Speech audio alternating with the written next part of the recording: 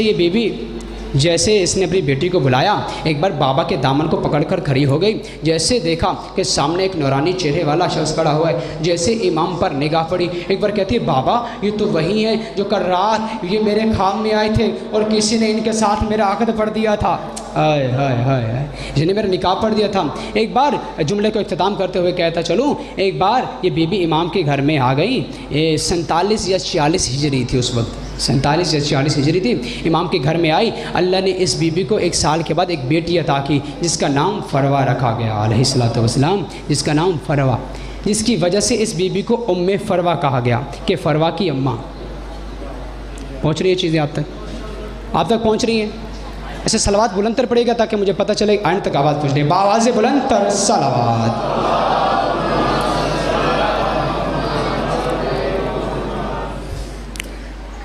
جس کا نام فروا تھا، جس کی وجہ سے اس بی بی کو ام فروا کہا گیا کہ فروا کی اماں، فروا کی ماں علیہ الصلوۃ والسلام۔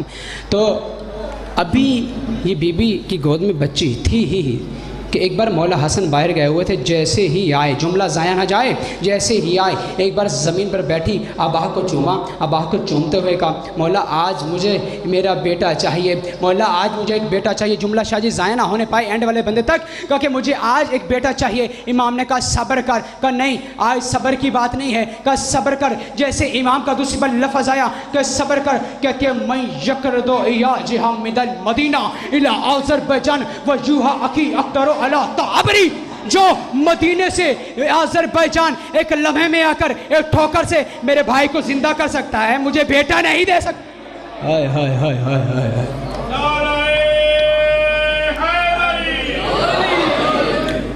جو ایک لمحے میں مدینے سے اتنے سفر سے، اتنے دور سے، کوسوں دور سے مدینے سے آذربائجان آ سکتا ہے، کیا وہ مجھے بیٹا نہیں دے سکتا؟ جیسے بار بار کہہ رہی تھی، امام نے مسکراتے ہوئے کہا اچھا جا فصابہ علی جبینہ وزری علی الحجرت علمات الی قاسم، جا کے حجرے سے قاسم کو لے آ۔ آئے ہائے، تو اس وقت یہ جملہ کہنے کا معنی یہ گہرائی میں جاؤ تو اس وقت مصطفیٰ کے بیٹے نے بتایا اے انسان، یہ ہم تمہاری طرح یہ پیدا نہیں ہوتے، ہم قرآن کی طرح نازل ہوتے ہیں۔ ہائے ہائے، جاؤ حجرے سے لے آؤ، اس لیے کہ نہ تم ہم جیسے ہو نہ ہم تم جیسے ہیں۔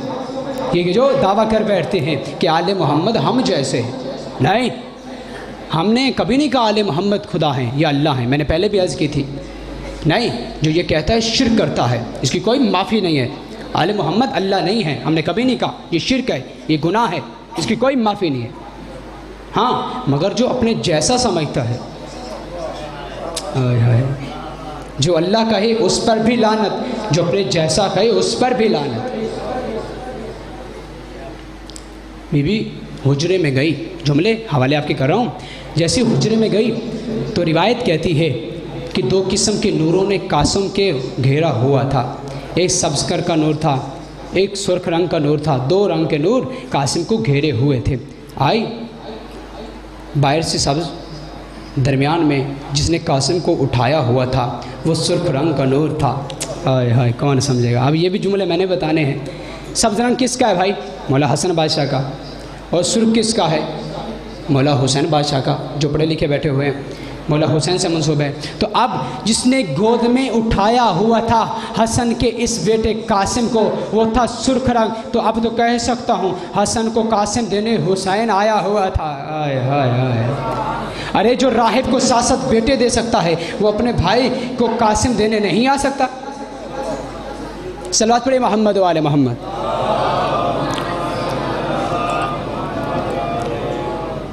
میں ممبر چھوڑ رہا ہوں اس لیے کل سے میں نے مصائب اور آپ کو تبلیغ کرنی ہے، اور جتنے بھی اہل سنت میرے بھائی ہیں یا شیعہ حضرات ہیں، میں عرض یہ کرتا ہوں کہ کل سے لازمی آئیے گا۔ میں نے پہلے نہیں کہا لیکن کل سے لازمی آئیے گا۔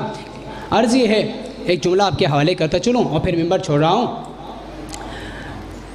ایک بار یہی قاسم 5 برس کا ہے، مدینے میں ایک باغ میں آیا، جیسے آیا تو ایک منافق بھی ساتھ آ گیا جس کا نام ہے ابن القوا، کتاب کا نام ہے انوار القلوب، علامہ جلال الدین نشاپوری نے اس واقعے کو لکھا ہے۔ وہ کہتے ہیں 5 برس کا ہے، منافق ابن القوا بھی ساتھ آ گیا، ابھی یہ کھیل ہی رہے تھے، ایک بار آیا، کہتے سنا ہے آپ آل محمد علم غیب رکھتے ہیں۔ کہا امیر کے امیر بیٹے نے کہا کوئی شک ہی نہیں ہے، تو بتا تو پوچھنا کیا چاہتا ہے؟ کہتے 5 برس کا ہے، کہا کہ ایک آیت کی تفسیر چاہتا ہوں، بہت جلدی ہے مجھے ممبر چھوڑا، کہا کہ ایک آیت کی تفسیر چاہتا ہوں۔ کہا کون سی آیت ہے؟ کہا آیت یہ ہے بسم اللہ الرحمن الرحیم وقول محلوف فسحیر اللہ اعمالکم ورسولہ والمؤمنون۔ میں چاہتا ہوں کہ اس آیت کی تفسیر بتائیں، ترجمہ آپ کے حوالے کروں میں کہ جو بھی انسان مسلمان جو بھی عمل کر رہے ہیں اس پر اللہ دیکھ رہا ہے، ان کے اعمال کو اللہ دیکھ رہا ہے، ورسولہ اور رسول دیکھ رہا ہے، والمؤمنون اور مومنین دیکھ رہے ہیں۔ تو شہزادے نے کہا اچھا بتاؤ یہ مومنین سے کون لوگ مراد ہیں؟ مومنین سے کون لوگ مراد ہیں؟ اس نے کہا کون ہو سکتے ہیں؟ مومن، مسلمان۔ شہزادے نے کہا اچھا تم کون ہو؟ کہا میں مسلمان ہوں، پڑھتا ہوں لا الہ الا محمد رسول اللہ۔ اچھا یہ بتاؤ اس وقت تیری بیوی گھر میں کیا کر رہی ہے؟ آئے ہائے ہائے، اس وقت تیری بیوی گھر میں کیا کر رہی ہے؟ کہتا نہیں معلوم، مجھے کیا پتا۔ کہا تو تو بھی کہہ رہا تھا کہ مومن کے لیے ہے۔ کہا نہیں، اس یہاں پر مومنین سے مراد یہ کوئی مسلمان نہیں، ہم آل محمد ہیں جو تمہارے اعمال کو دیکھ رہے ہیں۔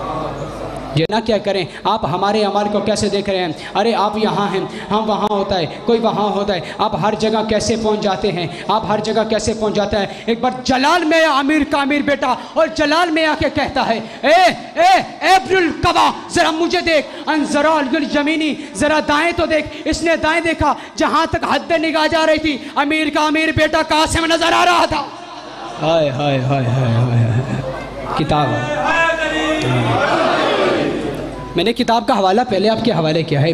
جہاں تک نظر حد جا رہی تھی، آنکھ کی بینائی جا رہی تھی، وہاں تک قاسم نظر آ رہا تھا۔ پھر ادھر سے آواز آئی اے ابن القبا ذرا بائیں تو دیکھ۔ اس نے بائیں دیکھا تو وہاں تک بھی قاسم نظر آتا گا۔ ایک تیسری بار آواز آئی اے ابن القبا ذرا اوپر بھی دیکھ، جدھر سے ہم آئے ہیں۔ اس نے اوپر بھی دیکھا تو ہر طرف زمین آسمان، ہر چاروں طرف سے امیر قاسم قاسم ہی نظر آ رہا تھا۔ اس وقت آواز آئی اے ابن القبا جیسے ہر جگہ اتنے اجسام سے میں تمہیں نظر آ رہا ہوں، ایسے ہی ہم تمہارے اعمال دیکھ رہے ہیں، ایسے ہی ہم تمہارے اعمال دیکھ رہے ہیں۔ یہ ہے فضائل شہزادہ امیر قاسم کے۔ محرم اختتام کو ہے، کتنے فضائل پڑھواؤں گا، مصائب کا جملہ آپ کے حوالے کروں۔ یہی مولا عباس، کون مولا عباس؟ مولا حسین کا بھائی، علی کا بیٹا عباس، علی اکبر، یہ دونوں چاہتے ہیں چاچا بھتیجا کھڑے ہوئے ہیں، گفتگو کر رہے ہیں۔ علی اکبر کہتا ہے چچا 10 محرم کی صبح ہے، چچا میں بابا پر پہلے قربان ہوں گا، بابا پر میں پہلے قربان ہوں گا، اس لیے کہ آپ میرے بابا کی کمر کا زور ہے، چچا آپ میرے بابا کی کمر کا زور ہے، اس لیے اللہ کے دین پر بابا پر میں پہلے قربان ہوں گا۔ جیسے عباس یہ جملہ سنا چچا، جتنا بھی بہادر تھا عباس زمین پہ گرا، عباس کانپنے لگا۔ ایک بار ابا کو پکڑا علی اکبر کے، علی اکبر میرے جانے سے میرے آقا کی کمر ٹوٹ جائے گی، اگر تو گیا تو میرے آقا کا نور چلا جائے گا۔ اسی گفتگو کر رہے تھے ابھی چاچا بھتیجا آزاداروں، ابھی یہ گفتگو چل رہی تھی کہ ایک بار حسن کی یتیم کے کانوں تک یہ آواز پہنچ گئی۔ جیسے پہنچی ایک بار قاسم نے سنا، دوڑ کر آیا، کہتا چچا آپ بھی نہ جائیے گا، بھیا علی اکبر آپ بھی نہ جائیے گا، کیونکہ آپ کے جانے سے میرے آقا کی آنکھوں کا نور چلا جائے گا۔ چچا عباس آپ کے جانے سے میرے آقا کی کمر ٹوٹ جائے گی، میں چلا جاؤں گا اس لیے کہ میں یتیم ہوں، میرے جاننے کے کسی کی کمر نہیں ٹوٹے گی، میرے جاننے سے کسی کی آنکھوں کا نور نہیں جائے گا، اس لیے کہ میں چلا جاؤں گا۔ آزادارو آپ نے خاموشی سے سن لیا، لیکن حسین تک بھی یہ جملہ پہنچا۔ ایک بار مولا حسین دوڑ کر آئے، قاسم کو سینے سے لگایا، کہے قاسم تیرے جانے سے، کسی نے کہا کہ کوئی حسین کا نقصان نہیں ہوتا، تیرے جانے سے میرا بڑا نقصان ہے، قاسم تیرے جانے سے میری فاطمہ بیوہ ہو جائے گی۔ آئے ہائے، میں بہت محبت کے ساتھ سکون سے پڑھ رہا ہوں، میں جملے آپ تک پہنچانا چاہتا ہوں کہ تیرے جانے سے میرا بہت بڑا نقصان ہے، میری بیٹی بیوہ ہو جائے گی۔ اچھا قاسم میں تیرے سے ایک سوال کرتا ہوں بیٹا، یہ بتاؤ جب کوئی بچی بیوہ ہو جاتی ہے تو وہ کہاں جاتی ہے؟ کہا چچا کہاں جاتی ہے؟ وہ اپنے میکے جاتی ہے، اپنے بابا کے پاس جاتی ہے، اپنے بھائیوں کے پاس جاتی ہے۔ پلٹ کر حسین نے کہا قاسم تجھے پتہ ہے تیرے جانے کے بعد نہ میں رہوں گا نہ اکبر رہے گا، بتا فاطمہ کہاں جائے گی؟ آئے ہائے میری بیٹی کہاں جائے گی؟ کہ نہیں چچا مجھے اجازت چاہیے، مجھے چچا اجازت چاہیے۔ ایک بار عزادارو 7 مرتبہ امیر قاسم آئے ہیں حسین مولا سے ودا کرنے، چچا مجھے اجازت دے دیجیے۔ لیکن مولا حسین کے پاس جب دائیں طرف سے آتا تھا حسین بائیں منہ طرف کر لیتے تھے، بائیں طرف آتا تھا تو حسین دائیں طرف منہ کر لیتے۔ ایک بار 7ویں مرتبہ امیر قاسم آئے ہیں تو حسین نے نہ دائیں دیکھا ہے نہ بائیں دیکھا، ایک بار سر کو جھکایا ہے اور سر کو جھکاتے ہوئے کہا قاسم ذرا اپنی ماں کے خیمے میں چلے جا، واپس چلا جا، اس لیے کہ تیری ماں نے تجھے بڑی حسرتوں سے پالا۔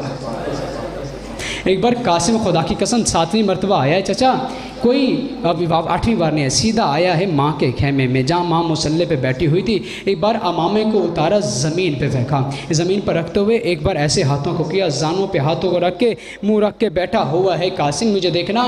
ایک بار بیٹھا ہوا ہے قاسم، ماں نے دیکھا کہ قاسم سر اپنے ہاتھوں پر رکھ کر بیٹھا ہوا ہے۔ ایک بار ماں قریب آئی، ایک بار شانے پہ ہاتھ رکھا، قاسم قاسم قاسم میرے لال مجھے جواب دو۔ خدا کی قسم چچا جی قاسم کا جواب نہیں آیا۔ ایک بار ماں نے پھر آواز دی، قاسم کا جواب نہیں آیا۔ ایک بار ماں نے سر کو اٹھایا، سر کے قاسم کو بلند ہونا تھا۔ ایک بار قاسم کی آنکھوں سے آنسو بہ رہے تھے۔ چچا جی مجھے دکھ ہوگا اگر آپ کی ہے ہی نہ نکلی اس یتیم پر۔ ایک بار جیسے سر اٹھایا آنکھوں سے گرم گرم آنسو بہ رہے تھے۔ ایک بار ماں کی طرف دیکھ کر کہتا ہے اماں دعا کر کوئی یتیم نہ ہو، دعا کر اماں کوئی یتیم نہ ہو، میں چچا کے پاس جاتا ہوں، مجھے یتیم سمجھ کے واپس بھیج دیتا۔ اللہ